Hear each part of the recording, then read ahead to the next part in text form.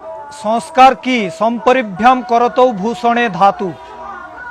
धातु হচ্ছে ডুক্রীকরণে ধাতু একটা সূত্র আছে অষ্টাধ্যায়ীর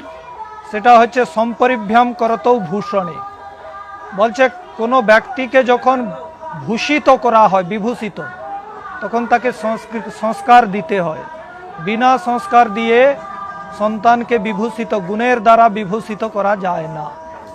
তেমনি তরকারিকে যদি আমরা সংস্কার না করি সেটা বিভূষিত হয় না তার সুগন্ধ বাড়ে না তার টেস্ট বাড়ে না আমরা তরকারি রান্না করি তো সবজি রান্না করি তো তাতে একটা ছুঁক দেই সংস্কার করি তেল দিয়ে পাঁচ ফোড়ন দিয়ে সংস্কার করি কি করি না তো সেটাই হচ্ছে সংস্কার সংস্কার মানেই তাকে বিভূষিত করা কিছু এক্সট্রা গুণ তার মধ্যে জুড়ে দেওয়া তো এইভাবেই একটা মনুষ্যকেও কেবল পশু পাখির মতো সন্তান জন্ম দেওয়া মনুষ্যের ধর্ম নয় তাকে সুসংস্কৃত করে তোলা মনুষ্যের কর্তব্য অর্থাৎ সন্তানকে বিধিবিধান অনুসার জন্ম দিয়ে তাকে 16টি সংস্কারের দ্বারা সুসংস্কৃত করে তোলা সমাজ উপযোগী বিশ্ব উপযোগী রাষ্ট্র উপযোগী করে তোলা এটাই হচ্ছে সংস্কার সংস্কারের মাহাত্ম্য বুঝতে পারছেন 16টি সংস্কার কি 16টি সংস্কার সম্বন্ধে আমাদের स्वामी दयानंद सरस्वती महर्षि दयानंद सरस्वती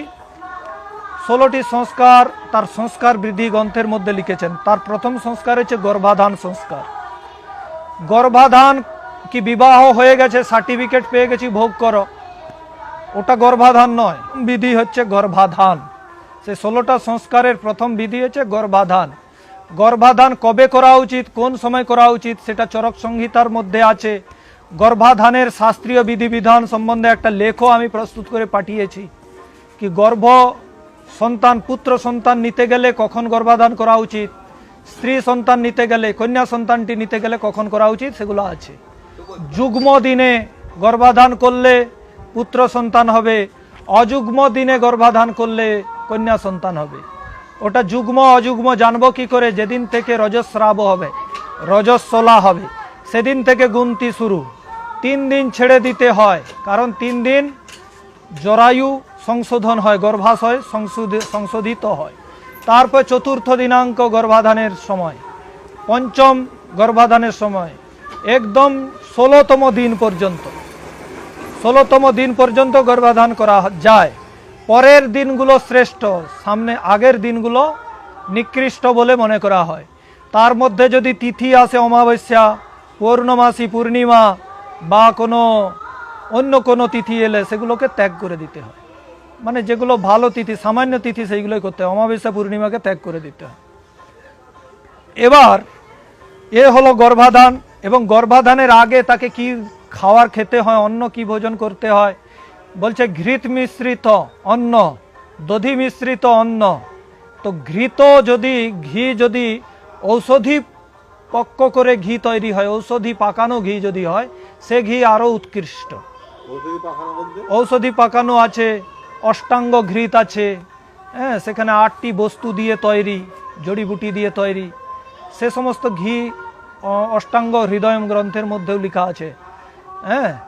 अष्टकल्याण घृत सेगुलो खाওয়াতে হবে তাহলে তার কি হবে সন্তানটি শ্রেষ্ঠ হবে উত্তম হবে বলবান হবে विवाह करार परेई संगे संगे गर्भाधान करब बोलले हबे ना जेमन आमरा कोनो खेतेर मध्य बीज छड़ाई ना सब समय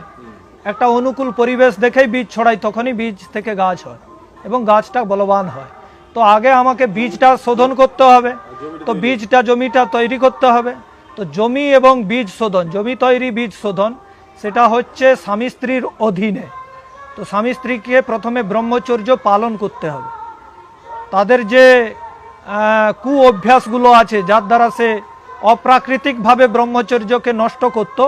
सेखान थेके ताके एकटु दूरे सरते हबे ब्रह्मचर्य पालन करते हबे पुष्ट भोजन करते हबे मद मांस आदि जे नेशाकारी पदार्थ सेगुलो थेके दूरे सरते हबे माछ मद मांस এই 3টি বস্তুকে একদম ছেড়ে দিতে হবে বর্জয়ন মধু মাংসম চ গন্ধম মাল্যম রসাস্ত্রিয় সেই যে মনুস্মৃতিতে মহর্ষি মনুও বলেছেন ব্রহ্মচারীর কি কি করণীয়। তো সে সমস্ত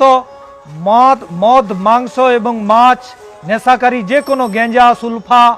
বিড়ি, সিগারেট, সে সমস্ত থেকে আলাদা হতে হবে। এবার সে ওই অষ্টকল্যাণ ঘৃত দ্বারা অন্ন সেবন করবে, সামান্য শাকাহারী ভোজন করবে, ঘি জাতীয় পদার্থ, দুগ্ধ জাতীয় পদার্থ ভোজন করবে।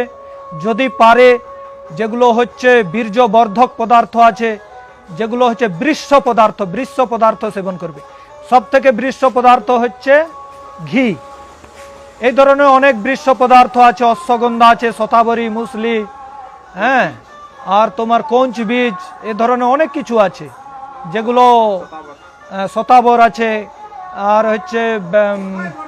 আপনার ওই একটা ছোট ছোট তাল মাখনা আছে,